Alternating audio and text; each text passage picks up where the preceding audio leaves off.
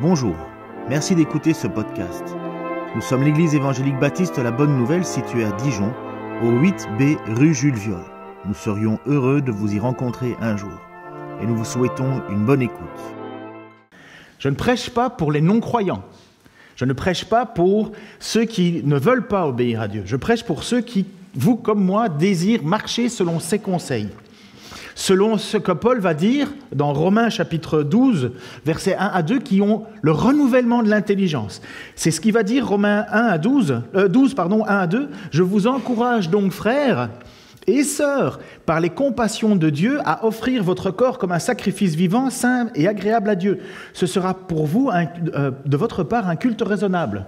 Ne vous conformez pas au monde actuel, mais soyez transformés par le renouvellement de l'intelligence afin de discerner quelle est la volonté de Dieu, ce qui est bon, agréable et parfait. » Voilà à qui je m'adresse ce matin. Est-ce que vous en faites partie ?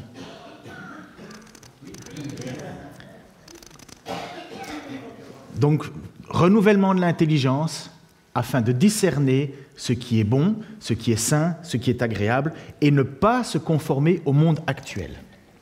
Bien souvent, je l'ai répété, je pense que vous le savez, et là vous allez me faire plaisir si vous répondez à voix haute. Quelles sont les trois luttes essentielles du chrétien ? Il y a trois choses que le chrétien, le suiveur de Christ, doit lutter. La première, c'est la chair. La deuxième, le monde. Et la troisième, le Chétan, le diable, l'ennemi. Ça, c'est la lutte absolue du chrétien. Premièrement, sa propre chair, son propre désir. L'apôtre Paul va dire « Je lutte contre le péché qui est en moi » et c'est pour ça que les chrétiens attendent la résurrection. Même si nous sommes déjà sauvés, nous savons très bien que nous péchons encore. Et nous en sommes tristes. Mais le jour de la résurrection, nous serons délivrés de ce corps de mort pour pouvoir être pleinement dans la puissance de Dieu. Nous serons déjà délivrés lorsque nous mourrons et que nous serons dans la présence de Dieu, de Jésus, puisqu'il est dit aux brigands, aujourd'hui je te le dis, tu seras avec moi au paradis, mais nous serons délivrés aussi lorsque nous serons avec un nouveau corps. Et notre âme, notre esprit qui veut plaire à Dieu sera totalement délivré de ce tiraillement qu'il y a en nous, la chair, malheureusement. Le deuxième, c'est le monde. Le monde, c'est la façon de penser qui n'est pas celle de Dieu. Ce qu'il vient de dire, ne vous conformez pas au monde présent. Et ça, c'est les pensées, les réflexions du monde, les cultures. Combien de fois on n'entend pas dire « Oui, mais ça, c'est ma culture. » Oui, non, ça, c'est ton péché que tu veux cacher derrière ta culture. Et il y a des choses où il y a des bonnes choses dans la culture, c'est vrai, mais il y a des choses où la culture, le monde dans lequel on vit, ne plaît pas à Dieu. J'ai encore des discussions, par exemple, juste la manière dont on dirige une église. Je peux vous assurer que dans une église, dans certains pays, on ne pense pas comme en France. En France, on pense être membre d'une église nous donne du pouvoir. Essayez de trouver ça dans l'Écriture. Ça n'existe pas. Mais nous, c'est notre monde, c'est notre chose habituelle. Donc pour nous, on pense que c'est normal. Mais il faut regarder ailleurs, il faut voir ailleurs. Et chacun va dans sa culture chercher des, entre guillemets, raisons de ne pas vivre selon ce que l'Écriture demande. Et la troisième, c'est le diable, l'ennemi de notre âme. Celui qui veut ne pas nous permettre d'entendre la parole de Dieu, la parabole du semeur. Vous connaissez cette parabole. Un semeur vient pour semer, il sème la parole. La parole tombe au milieu de la route et des oiseaux viennent pour le manger. Jésus explique cette parabole et il dit ça c'est le diable qui empêche la parole de venir. Donc le diable est un ennemi qui premièrement ne veut pas que vous vous convertissiez. Deuxièmement, une fois que vous vous convertis, ils veulent faire de vous des chrétiens misérables, tout le temps dans le péché, ou bien tristes, ou abattus, ou manque de confiance, manque de maturité. Bref, le diable trouvera toujours un moyen de faire en sorte, regardez comment il a tenté Job, comment il a dit, mais regarde cet homme t'aime, mais c'est parce que uniquement tu le bénis, uniquement parce qu'il a la santé, uniquement par ceci. Et Dieu dit, mais mets-le à l'épreuve, tu verras. Et Job, finalement, remporte la victoire face aux attaques du diable qui, devant Dieu, est obligé de dire, ben oui, cet homme t'aime vraiment. Mais vous comprenez, le diable qui vient, le tentateur, qui vient nous bousculer dans notre vie chrétienne. Donc ça, c'est nos trois ennemis. Et Pierre va écrire alors à cette communauté chrétienne, cette communauté qui est là et qui lutte avec la pensée du monde, qui lutte avec le diable, bien entendu, qui lutte contre leur propre sentiment de péché. Et il va leur donner une manière de vivre en tant que croyants. Et c'était bon pour eux et c'est bon pour nous. Pierre va leur écrire pour que nous prenions conscience que même si nous avons un héritage au ciel qui ne peut ni se corrompre, ni se flétrir, ni perdre sa beauté, et que Christ tient en réserve pour nous, nous avons ici sur terre une manière de vivre. L'objectif, le but est déjà offert, la récompense est déjà prête, elle nous attend, mais qu'est-ce qu'on fait d'ici là ? Et il va adresser à cette Église pour comprendre quelle est l'attitude que Dieu veut qu'on mène maintenant au milieu de nos compatriotes, au milieu du monde dans lequel nous sommes. Il va écrire à l'ensemble des croyants en disant, premièrement, soumettez-vous aux autorités. Soumettez-vous aux autorités dans lesquelles ils sont au-dessus de vous. Vous n'êtes pas là pour faire une révolution, vous êtes là pour vous soumettre à cette autorité.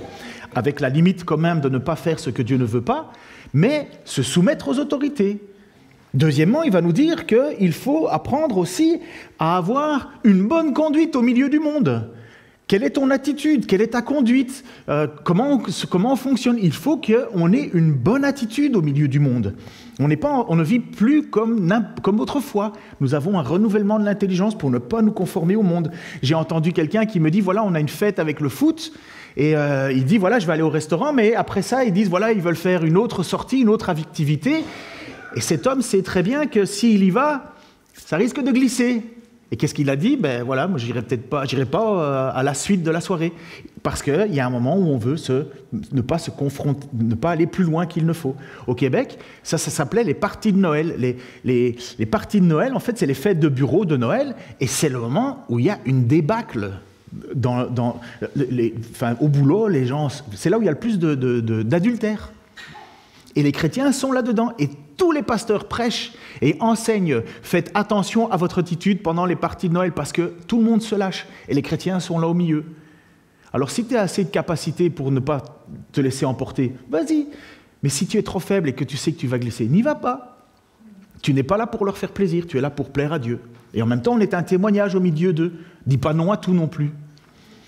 Puis, il dit aussi, Pierre, en se soumettant les uns aux autres dans l'Église. Nous ne sommes pas là pour nous écraser les uns aux autres, nous sommes là pour nous rendre service les uns aux autres. C'était encore encourageant à travers le déménagement, mais il y a encore plein d'autres raisons.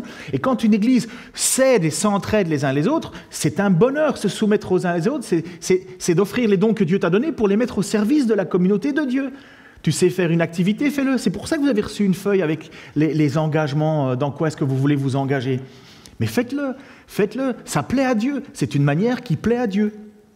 Et puis, il y a, et vous allez mesdames comprendre pourquoi j'ai mis une cravate, il va dire aux femmes comment vous comportez avec vos maris. Et il va dire, soumettez-vous à vos maris. Voilà, j'ai fait mon effort, j'ai fait ma part. Parce qu'il est dit que les femmes ont une nature plus sensible. Je vais expliquer tout le temps. Alors, tenant compte d'une nature plus sensible, je me suis dit, tiens, je vais mettre une cravate. De toute façon, ça ne concerne que mon épouse vis-à-vis de moi. Et la première chose qu'elle m'a dit, tu ne vas pas mettre les bretelles? Bah si, quand même. Je vais quand même garder un petit peu de moi, quoi. Parce que même là, dans le plus intime, dans la plus grande intimité de notre vie, Dieu a quelque chose à dire. Pourquoi est-ce qu'il parle de se soumettre à nos patrons, aux autorités? Et finalement, il ne dirait rien au sujet du couple, mesdames. Mais non. Parce que dans un couple, et il va dire aussi au mari comment il doit vivre, c'est la plus grande intimité. Quand je suis seul avec ma femme, il n'y a plus de filtre. Je ne suis pas en représentation. Ma femme me voit tout nu. Pas vous. Enfin, vos époux, vos femmes. Pas moi, bien sûr, mais vous comprenez, il n'y a plus d'intimité. On ne joue pas un rôle. On s'engueule, on se pardonne, on se tire la tête. Mais il n'y a pas de filtre. Qui me connaît mieux que ma femme ? Peut-être mes enfants et encore, il y a une limite. Mais qui connaît les moments les plus difficiles que j'ai, les moments les plus joyeux, les moments de folie? Ma femme. Et je connais la même chose pour ma femme. Ça veut dire qu'à ce moment-là, dans cet endroit-là, dans cette intimité-là de ma vie, Dieu a quelque chose à dire. Pourquoi? Mais parce que c'est là que je joue plus l'histoire, je fais plus semblant. On peut faire semblant un petit temps, mais pas très longtemps. Et là, Dieu a quelque chose à dire. Et il va demander au couple chrétien de mettre même là notre vie en ordre. L'hypocrisie, c'est facile. Faire semblant avec un beau visage pendant 1h30 à l'église, c'est facile. Mais une vie complète à côté de ton épouse ou une vie complète à côté de ton époux, les sauts d'humeur d'une femme, Va-t'en comprendre. Mais enfin, j'ai dit la même chose hier, ça lui faisait plaisir. Je lui dis en même temps, aujourd'hui, ça ne fait pas plaisir. Qu'est-ce qui se passe? Qu'est-ce que j'ai fait? Qu'est-ce que j'ai dit? Ah, tu ne me comprends pas. Non, c'est sûr. Et voici ce que l'apôtre Pierre va dire à ces femmes. Vous de même, et j'explique vous de même dans 2 minutes. Vous de même, femmes, soumettez-vous à votre mari. Ainsi, ceux qui refusent de croire à la parole pourront être gagnés sans parole par la conduite de leur femme, en observant votre manière de vivre pure et respectueuse, que votre parure ne soit pas une parure extérieure, cheveux tressés, ornements d'or ou vêtements élégants, mais plutôt celle intérieure et cachée du cœur, la pureté incorruptible d'un esprit doux et paisible, et qui est d'une grande valeur devant Dieu. C'est ainsi que les femmes saintes qui espéraient en Dieu se paraient autrefois. Elles se soumettaient à leur mari comme Sarah, qui a obéi à Abraham en l'appelant son Seigneur. Ça m'a toujours fait rêver, ça. Vous êtes devenues ses filles en faisant ce qui est bien, sans vous laisser troubler par aucune crainte. Marie, vivez de même en montrant de la compréhension à votre femme, en tenant compte de sa nature plus délicate. Montrez-lui de l'estime, car elle doit hériter avec vous de la grâce de la vie. Agissez ainsi afin que rien ne fasse obstacle à vos prières. Vous de même. Lorsque Pierre commence en disant « vous de même », remonte l'image juste avant s'il veut bien. Vous de même. Michael a l'air de se réjouir de ce texte. Je te comprends, beau-fils, moi aussi. Je vais l'expliquer un peu plus clairement pour faire égal, balle au centre. Vous de même. Pourquoi il dit vous de même? Parce qu'il nous a donné un exemple. Il a donné un exemple pour comment se soumettre à son patron, aux autorités, mais il va dire surtout le vous de même, parce qu'il va prendre en exemple quelques versets plus loin, plutôt ce qu'il a dit avant, en disant Christ s'est soumis. Christ s'est soumis, Christ s'est offert. Et donc vous de même, serviteurs, soumettez-vous. Vous de même, femmes, soumettez-vous. Vous de même, Marie. Pourquoi? Parce que Christ est le modèle. On ne fait pas tout ça pour paraître dans une tradition. On le fait parce qu'on veut plaire à Dieu. Parce que Christ est notre modèle. C'est vers lui que vont nos regards. Voilà ce qu'il a dit. Il a dit en 1 Pierre 2, 21, « De fait, c'est à cela que vous avez été appelés, parce que Christ aussi a souffert pour nous, vous laissant un exemple afin que vous suiviez ses traces. » Et c'est pour ça qu'il dit « Vous de même, comment suivre les traces, serviteurs. Vous de même, femmes, comment suivre les traces. Vous de même, Marie, comment suivre les traces. » Voilà pourquoi nous le faisons. Voilà pourquoi quelqu'un qui ne veut pas obéir à ces paroles-là ne désire pas suivre Christ. Mesdames, une femme qui n'accepte pas ces choses-là en se disant chrétienne, elle a un problème puisque c'est à ça qu'on est appelé. Ce n'est pas pour faire plaisir à la culture ambiante. Je suis en plein contre la culture en disant ça. Mais à qui voulez-vous plaire? À qui je veux plaire? À qui? Ça ne m'intéresse pas de prêcher ou faire semblant de vouloir faire fonctionner la pensée du monde avec la pensée de Dieu, non.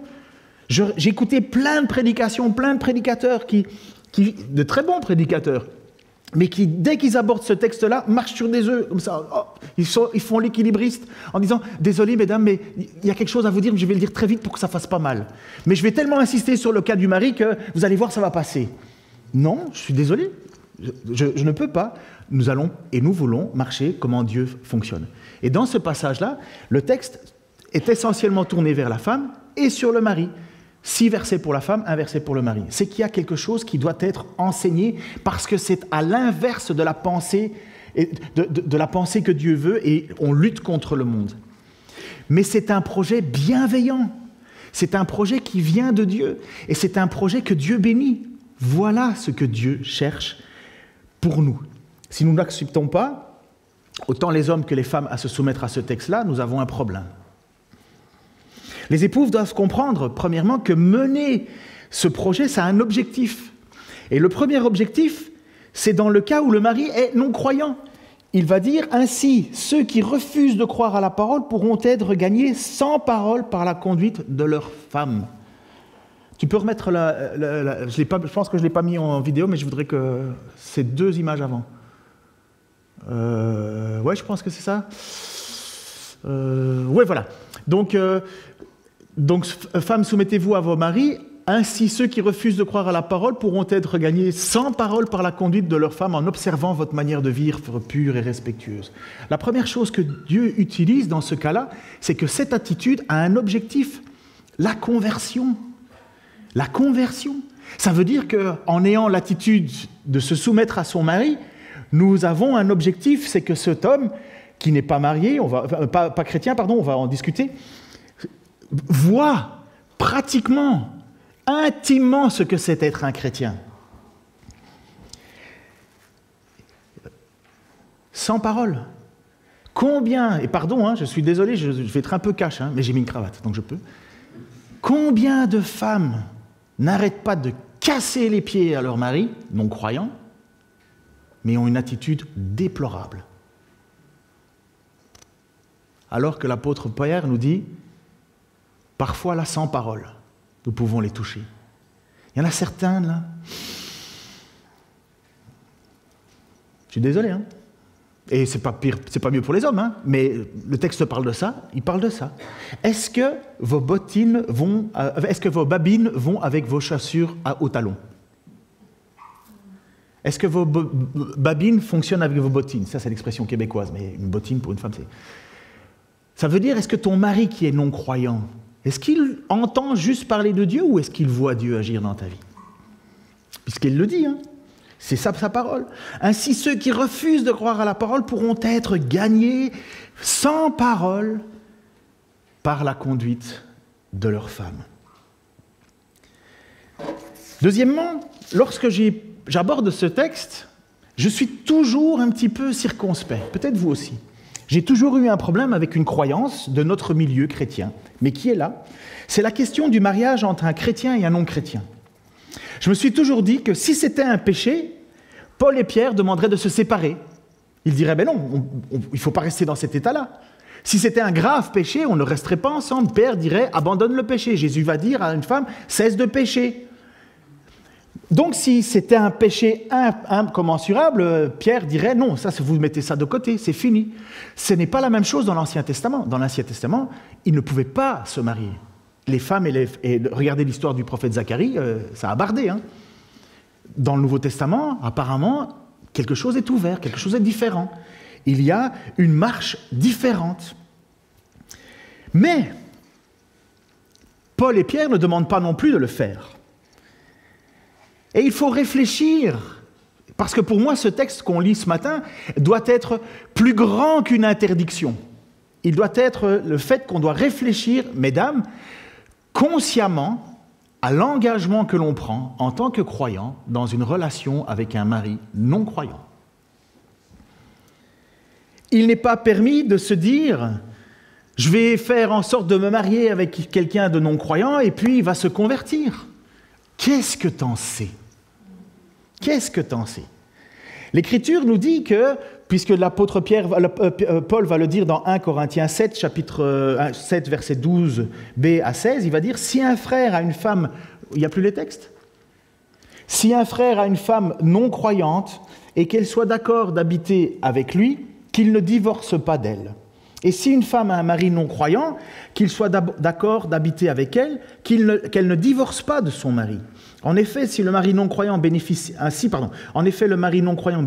de la sainteté de sa femme, et la femme non croyante bénéficie de la sainteté de son mari, autrement, vos enfants ne seraient pas purs, alors qu'en réalité, ils sont saints.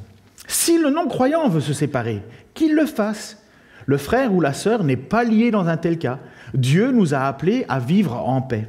En effet, comment peux-tu savoir, femme, si tu sauveras ton mari, ou comment peux-tu savoir, homme, si tu sauveras ta femme?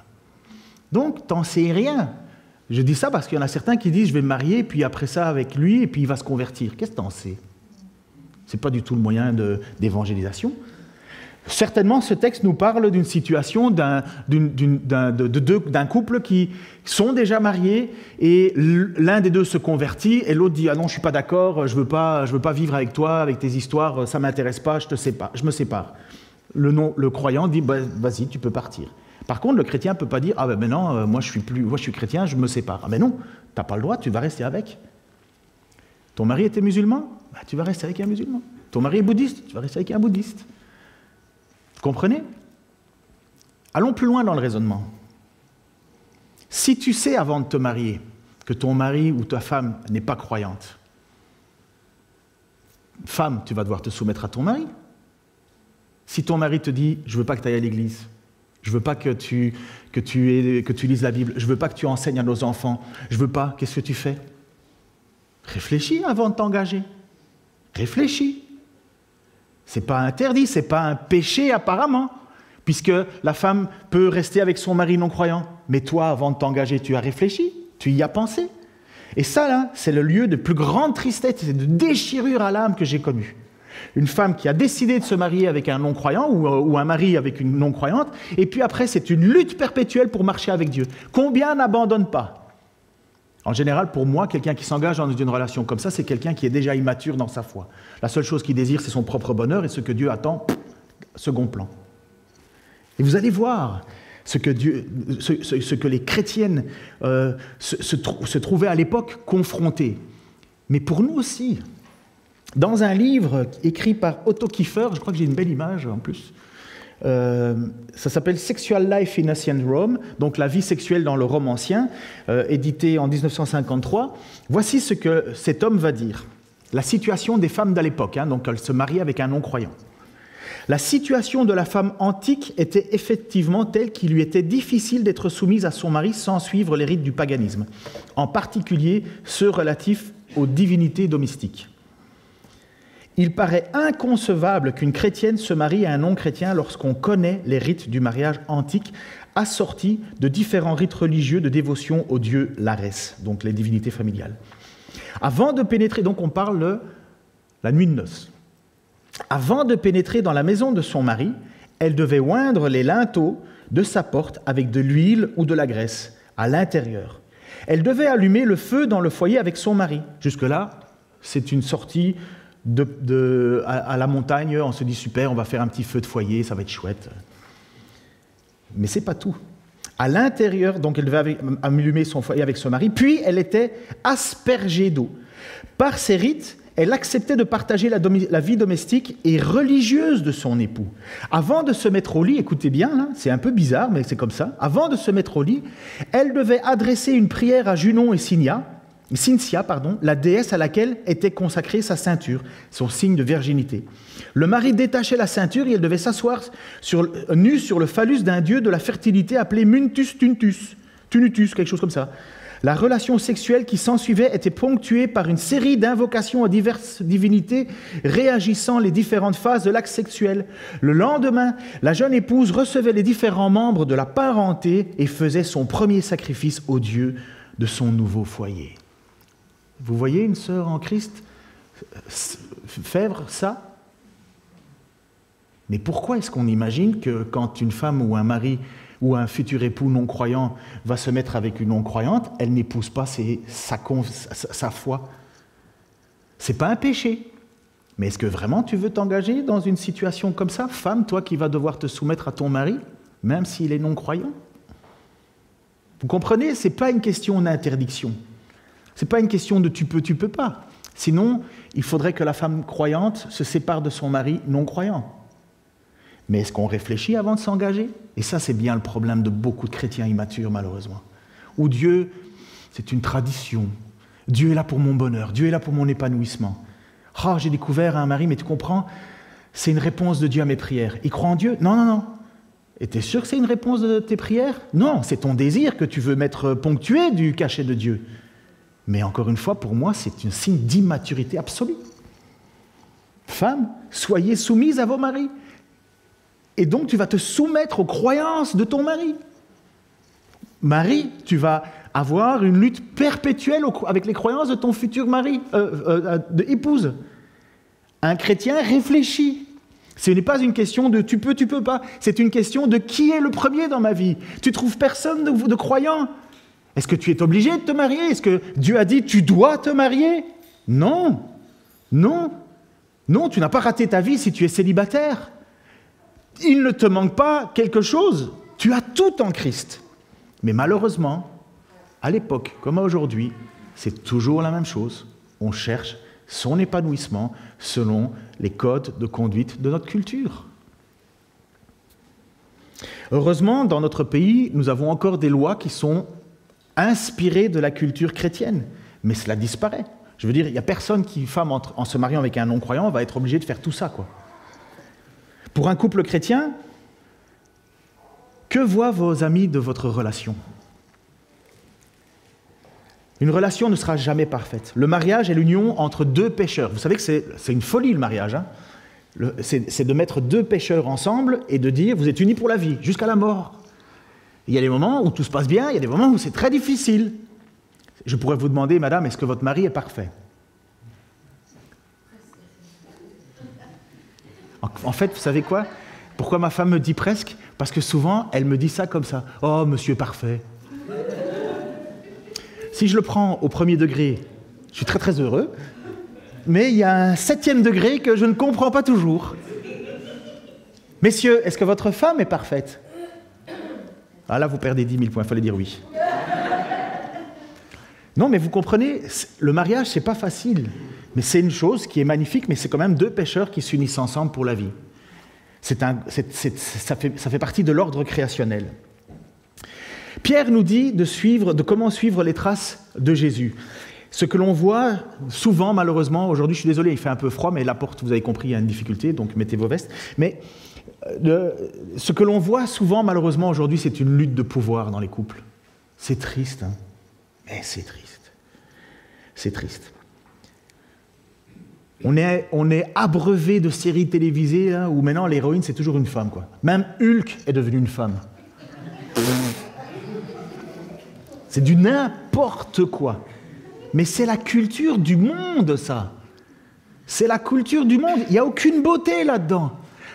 Pour Dieu, la beauté, c'est la beauté intérieure d'une femme qui aime et qui se soumet à son mari. Ça, c'est la beauté magnifique, agréée par Dieu. Dire, ça a de la beauté, ça a de la valeur, ça, c'est magnifique. Dieu est pour l'égalité des hommes et des femmes. Il a créé hommes et femmes. Ça se trouve dans Genèse, chapitre 1, verset 27. Dieu créa l'homme à son image, il le créa à l'image de Dieu, il créa l'homme et la femme. Les deux sont créés à l'image de Dieu. Les deux appartiennent au plan créateur de Dieu. Dieu ne regarde pas une femme moins élevée, différemment d'un homme. Il y a égalité au niveau ontologique, au niveau de la création, hommes et femmes sont égaux. Dans le fonctionnement, Dieu donne un rôle à l'homme et un rôle à la femme. Depuis toujours, depuis la création, après la chute et pendant l'Église. Ça veut dire avant la chute, après la restauration. Il y a les femmes qui ont un rôle et les hommes qui ont un rôle. La régénération et le fait d'être sauvé ne changent rien à ces rôles-là. Voici ce que Paul va dire à 1 Timothée 2, 11, 14. Que la femme s'instruise paisiblement dans une entière soumission. Je ne lui permets pas d'enseigner et de dominer sur l'homme, mais je lui demande de garder une attitude paisible. En effet, création, Adam a été formé le premier, Ève ensuite, deuxièmement chute, et Adam n'a pas été trompé, alors que la femme trompée s'est rendue coupable de transgression. Donc, c'était le plan de Dieu avant la chute, donc quand tout était parfait, Tov, et Dieu créa, et Dieu dit c'est parfait, c'est bon. Donc il avait créé l'homme et la femme avec un rôle, d'abord Adam et puis Ève, et puis la chute qui est venue tout bouleverser, il n'y a pas eu changement, il y a eu des complications énormes, le mari dominera sur toi et ainsi de suite, tes regards se porteront sur lui, mais lui il ne va pas te répondre comme tu l'espères. Bref, mais à la régénération, lorsque Dieu rétablit la relation homme-femme en Christ, il ne change pas les rôles. Il garde les mêmes rôles créationnels. Il n'est pas en train de dire, bon, maintenant, puisque vous êtes sauvés, ben, il n'y a plus de rôle, il n'y a plus de différence entre un homme et une femme. Un homme peut être une femme peut être un homme. Mais ça, c'est une pensée des hommes, ça. Non, Dieu a toujours gardé le même désir depuis la création. C'est d'abord Adam et c'est puis Ève. Et c'est magnifique. Il ne faut pas qu'il soit autrement. Pour quelle raison vivre cela? Uniquement parce que c'est la volonté de notre Dieu. Dieu nous a donné un plan, et ce plan ne change pas. Et même dans l'histoire de la foi, l'histoire du père de tous les croyants, de Abraham et Sarah, elle est donnée en exemple à nos sœurs, à vous mesdames. C'est un exemple. Elle ne cherchait pas la beauté extérieure. Et pourtant, elle était magnifique, cette femme-là, puisque même le texte nous dit que Abimélec a voulu prendre cette femme, le roi Abimélec a voulu prendre cette femme parce qu'elle était tellement belle. Donc, et Sarah, elle ne cherchait pas la beauté extérieure. Elle cherchait la beauté intérieure. Bon, il y a certains matins, mesdames, messieurs, on mise tout sur la beauté intérieure, parce que quand on se regarde dans son miroir, on se dit, ouf, mieux vaut que je mise sur la beauté intérieure. Non, mais la beauté intérieure d'une âme qui a un parfum. On pourrait presque traduire le charme. Le charme, ce n'est pas la beauté. Le charme, c'est la beauté intérieure. Et dans l'histoire de la foi, il nous est donné, mesdames, d'avoir elle comme exemple. C'est elle qui doit définir ce que c'est une femme qui a, aux yeux de Dieu, toute une valeur. Certaines femmes sont vraiment belles, magnifiques, jusqu'à ce qu'elles parlent. C'est pas vrai. Regardez déjà rien que les vidéos là, de filles qui se maquillent, là, déjà, quand elles se démaquillent, tu sais plus si c'est... Oula, tromperie. Mais quand elles parlent, c'est une calamité. Elles ont tout misé sur l'aspect extérieur et pas sur l'intérieur. C'est triste. C'est pour ça que Pierre va nous dire, 1 Pierre 3 à 6, que votre parure ne soit pas une parure extérieure, cheveux tressés, ornements d'or ou vêtements élégants, mais plutôt celle intérieure et cachée du cœur, la pureté incorruptible d'un esprit doux et paisible, qui est d'une grande valeur devant Dieu. C'est ainsi que les femmes saintes qui espéraient en Dieu se paraient autrefois, elles se soumettaient à leur mari comme Sarah, qui a obéi à Abraham en l'appelant son Seigneur. Vous êtes devenus ses filles en faisant ce qui est bien, sans vous laisser troubler par aucune crainte. Alors la question de l'appeler son Seigneur, c'est une marque de respect. On ne dit pas mon Seigneur à son mari aujourd'hui, c'était simplement une forme de respect. C'était justement pour montrer, j'ai de la soumission à toi. Aujourd'hui, on ne dit pas ça, on ne parle plus de cette manière-là, mais notre attitude doit le refléter.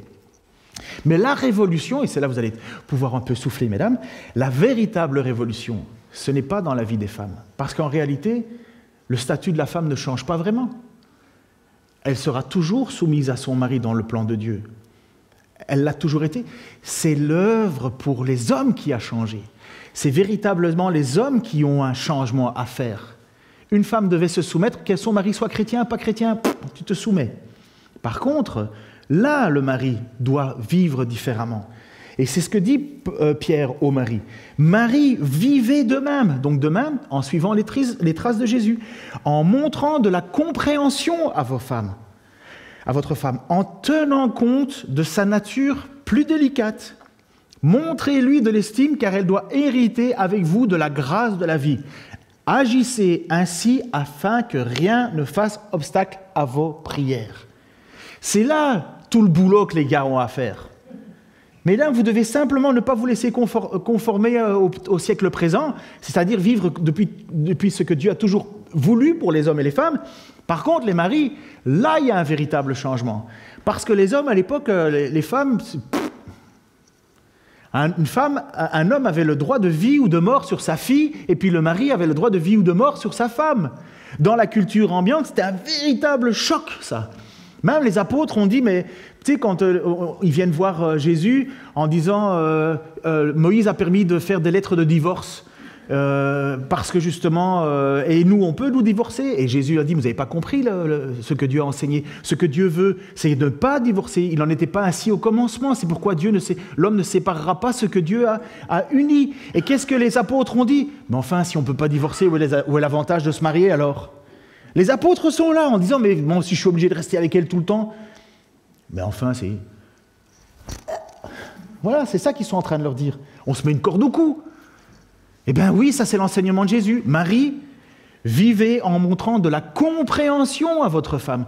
Ça, sérieux effort. Bon, seulement moi apparemment. Sérieux effort, montrer de la compréhension. Pour nous, les gars, là, tout est vachement plus fluide. Mettez des gars au boulot ensemble, c'est fluide. Bon, ça va se taper 1-2 fois sur la tête, mais après, ça passe. Mais mettez que des femmes ensemble dans un boulot. Enfin, pardon, je ne veux pas être sexiste, je suis loin d'être sexiste, mais comme dirait mon père, c'est une simple constatation. J'aime les femmes, quand elles travaillent, elles sont beaucoup plus délicates. Surtout les infirmiers, je peux vous dire que j'étais très content quand c'était une femme. Quand c'était les gars, t'as pas mal. Aïe. Et les femmes, ça va, monsieur Taylor? Oui, oui, ça. Mais bon, comme je faisais un peu plus le fier, je disais rien, mais avec le gars, je dis « Oh !» Enfin bon, bref. Mais il faut tenir compte, il faut faire un effort. Pardon, il faut faire un véritable effort. Il faut réfléchir à la nature plus délicate. Comme dirait Jean Dujardin dans OSS 117, l'égalité des femmes, on verra ça quand il faudra porter quelque chose de lourd. Vous vous souvenez de cette grande phrase qui va être inscrite dans les annales de la vie française? On verra ça quand il faudra porter quelque chose de lourd. On l'a vu au déménagement. Il y avait une dame qui faisait blablabla, puis ça va, c'est nous qui allons porter, c'est bon. Alors comment traduire cette phrase? N'est-ce pas, Paul? Et Sam, professionnel du déplacement de machines à laver. Marie vivait de même. Regardez ce qu'il dit, je vais me dépêcher là. Alors c'est une phrase très difficile à comprendre, à traduire même. Alors j'ai essayé dans mon grec approximatif, j'ai repris tous mes livres pour essayer de traduire cette phrase. Marie, pareillement, cohabitait avec connaissance de la faiblesse des vases, puisque c'est là qu'il est dit, des vases plus délicats que sont les femmes. Accordez de l'honneur aux héritières de la grâce de la vie pour ne pas empêcher vos prières. Parce que le mot faiblesse, c'est parce que le mot qui est utilisé, c'est vase. Un vase plus délicat. Elles sont un réceptacle, mais c'est un vase plus délicat. Moi, quand je me cogne contre un meuble, j'ai pas de bleu. Ma femme, elle a un bleu.